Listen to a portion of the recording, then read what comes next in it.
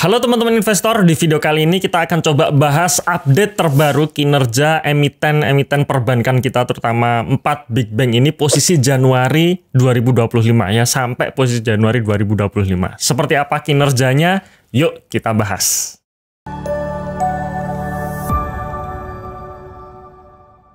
Penting sekali buat kita para investor jangka panjang untuk selalu mengupdate kinerja dari emiten-emiten yang kita pegang.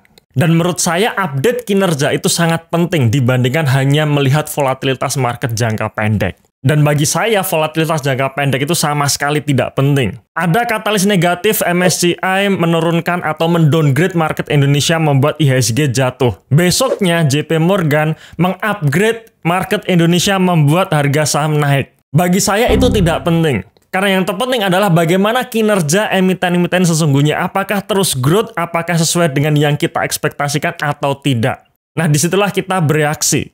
Nah, di video kali ini kita akan coba membahas kinerja dari emiten 4 big bank ini sampai posisi Januari 2025. Jadi para kalian holder emiten 4 big bank ini wajib menonton video ini sampai selesai ya.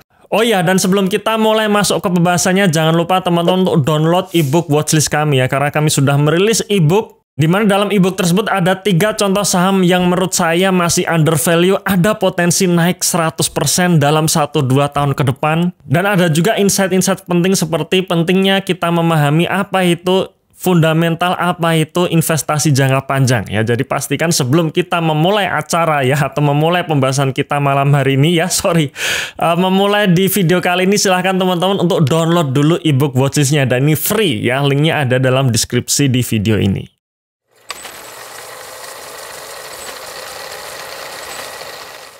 Oke, kita bahas dulu sekilas ya mengenai BBCA. Kebetulan BBCA ini adalah salah satu saham yang menjadi top market cap ya, nomor 1 di Indonesia. Jadi kita akan lihat bagaimana sih kinerja BBCA sampai Januari 2025. Oke, BBCA sendiri mencapai level all time high-nya di level 10.950.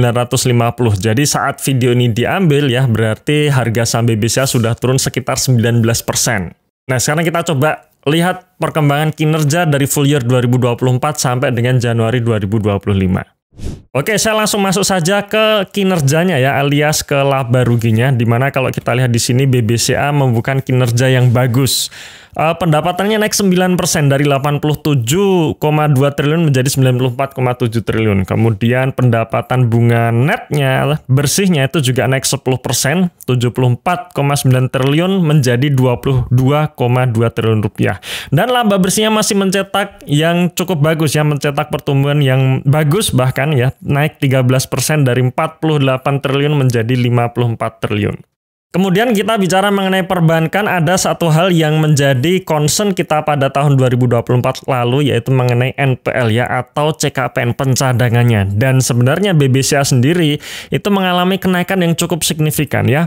Beban penyisian kerugian penurunan nilai aset dari BBCA ini naik 93% dari 1 triliun menjadi 2 triliun. Cuman karena nominalnya termasuk kecil ya secara persentase, hanya 2 triliun dibandingkan total pendapatannya sebesar 94 triliun, maka laba bersihnya masih tumbuh 13%.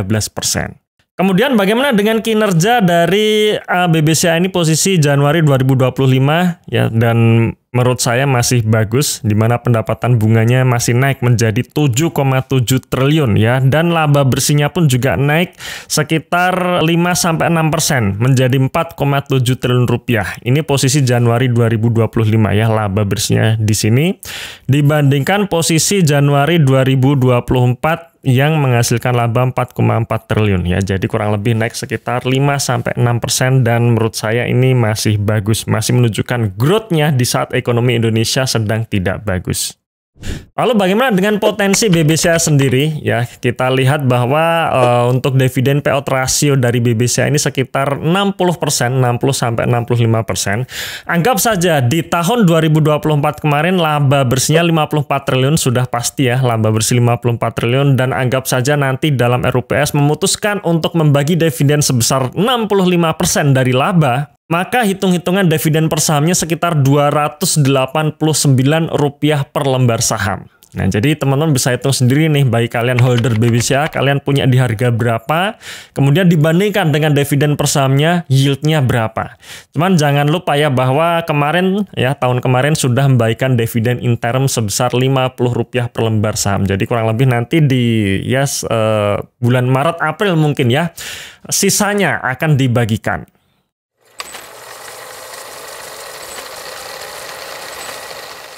Oke, kita menuju ke bank yang kedua ya, yaitu BBRI. Ini bank sejuta umat ya, banknya Bank Rakyat Indonesia. Ya, kita mungkin sebagian besar dari teman-teman penonton di sini punya sahamnya ya. Nah, untuk BBRI sendiri harga sahamnya mencapai all time high-nya di tahun 2024 kemarin di harga 6.400. Alias saat ini harga saham BBRI sudah turun sekitar 42%. Jadi ini turun yang cukup signifikan dibandingkan all time high-nya tahun kemarin. Lalu bagaimana kinerja full year 2024 sampai posisi Januari 2025? Nah, langsung saja kita masuk ke laporan laba rugi BBRI, di mana kalau kita lihat dari sisi pendapatan naik 10%. Jadi bagus ya, pendapatannya naik 10% dari 181 triliun menjadi 199 triliun rupiah. Namun pendapatan bunga netonya hanya naik 3%, dari 137 triliun menjadi 142 triliun. Kenapa pendapatan bunga netonya lebih kecil dibandingkan pertumbuhan kredit? Karena adanya kenaikan beban bunganya yang cukup signifikan. Jadi ini terkait dengan suku bunga yang tinggi. Kemudian satu hal lagi dari BBRI yang perlu kita cermati adalah penyisihan ya, penyisihan atau CKAPN-nya, di mana kenaikannya cukup signifikan ya, 41 triliun dari 29,5 triliun rupiah menjadi 41,7 triliun. Memang kalau dibandingkan dengan BBCA tadi, BBCA naik 100% dan BBRI naiknya hanya 40% ya, 41%. Tetapi karena angkanya yang besar yaitu 40 triliun alias sekitar 20% sendiri dibandingkan dari total revenue dari BBRI, maka ini membuat laba bersih BBRI ya cukup tertekan ya, hanya naik 0,1% atau bisa dikatakan stagnan. Lalu bagaimana dengan kinerja posisi Januari 2025? Nah, kita lihat ternyata untuk posisi Januari tahun ini BBRI membukukan kinerja yang kurang bagus ya. Pendapatan bunganya kurang lebih stagnan, yaitu menjadi 12,9 triliun rupiah dibandingkan Januari 2024 ya. Kemudian laba bersihnya mengalami penurunan yang cukup signifikan, hampir 50% menjadi 2 triliun rupiah. Kalau kita lihat posisi Januari 2024-nya, pendapatan bunga bersihnya, yang di bawah maksud saya 9,6 triliun. Yang di atas betul 13,8 triliun. Tadi 12,9 triliun ya. Dan posisi Januari 2024 masih membukukan laba 4,8 triliun rupiah. Lalu bagaimana dengan potensi dividen yield untuk tahun ini alias tutup buku tahun 2024? Laba BBRI sebesar 60 triliun dan kemungkinan besar dari historinya sekitar 85% laba akan dibagikan menjadi dividen. Alias kalau kita hitung 85% dari 60 triliun maka ketemu angka Rp339 per lembar saham. Nah, jadi di sini teman-teman juga bisa menilai lagi ya, kira-kira teman-teman punya saham BBRI ini di harga berapa, kemudian dibandingkan dengan dividen per sahamnya. Cuman jangan lupa juga ya bahwa di tahun kemarin BBRI sudah membagikan dividen interim sebesar Rp135 per lembar saham.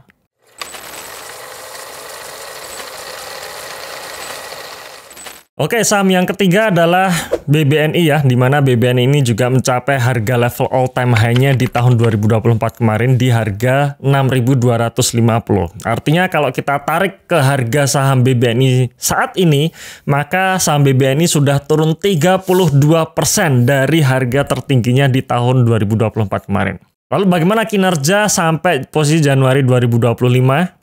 Oke, kita lihat laba rugi dari BBNI posisi full year dulu ya, full year 2024, di mana kalau kita lihat dari sisi pendapatan bunganya masih naik 8% dari 61 triliun menjadi 66 triliun. Namun pendapatan bunga bersihnya justru turun 2% dari 41 triliun menjadi 40 triliun. Ya, faktornya adalah beban bunganya yang naik ya, di sini ya, naik cukup signifikan dari 20 triliun menjadi 26 triliun. Ini juga faktor suku bunga tinggi.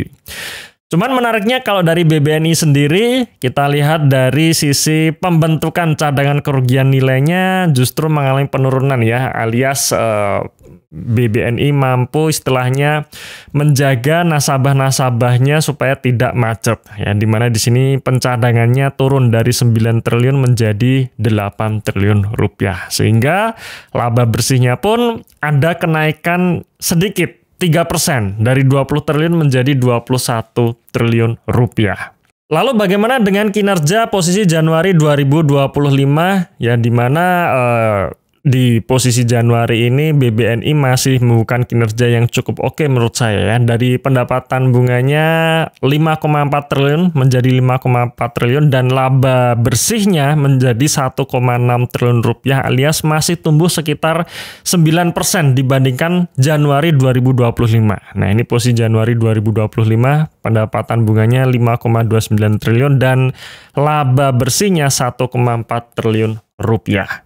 Lalu bagaimana dengan potensi dividen yield dari BBNI, di mana laba tahun 2024 mencapai 21,4 triliun rupiah dan untuk dividen payout ratio sekitar 50% ya. Secara histori 50% dari laba BBNI dikonversi menjadi dividen. Artinya potensi untuk dividen yield tahun 2025 ini atau tutup buku tahun 2024 untuk per sahamnya ada di sekitar Rp288 per lembar saham. Nah, jadi bagi holder BBNI silahkan hitung sendiri nih. Kalian punya harga BBNI di harga berapa, kemudian bandingkan dengan potensi dividen yaitu Rp288 per lembar saham. Nanti ketemu yieldnya ya untuk tahun ini.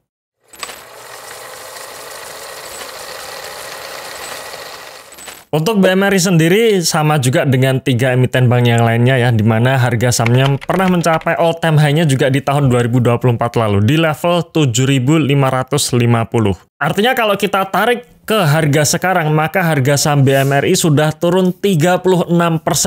Nah, sekarang bagaimana kinerja untuk posisi full year 2024 sampai Januari 2025? Ya, langsung masuk saja ke laporan laba rugi dari BMRI, di mana kalau kita lihat di sini di sisi pendapatan bunganya itu naik 14% ya, dari 132 triliun menjadi 151 triliun.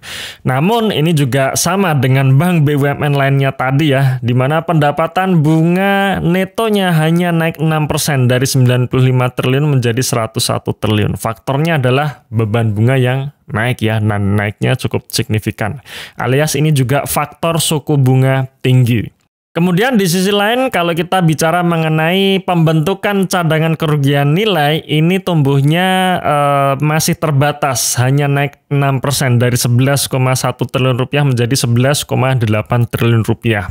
Dan juga angkanya cukup kecil ya, 11 triliun dibandingkan dari 150 triliun pendapatan bunganya. Cuman untuk BMRI sendiri yang perlu kita highlight adalah beban operasional yang naik 9% karena nilainya cukup tinggi, 58 triliun ya. Jadi dari 53 triliun menjadi 58 triliun sehingga membuat laba bersihnya hanya tumbuh 1% dari 55 triliun rupiah menjadi 55,7 triliun rupiah.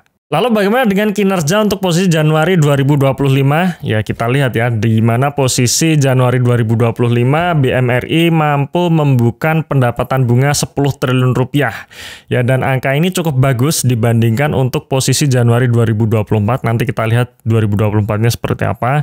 Dan laba bersihnya juga naik cukup oke ya, 4,5 triliun rupiah dibandingkan posisi Januari 2024 di mana pendapatan bunganya 8,7 triliun dan laba bersihnya 3,9 triliun rupiah. Artinya untuk posisi Januari 2025 ini BMRI mampu membukukan kinerja atau laba naik sekitar hampir 15%.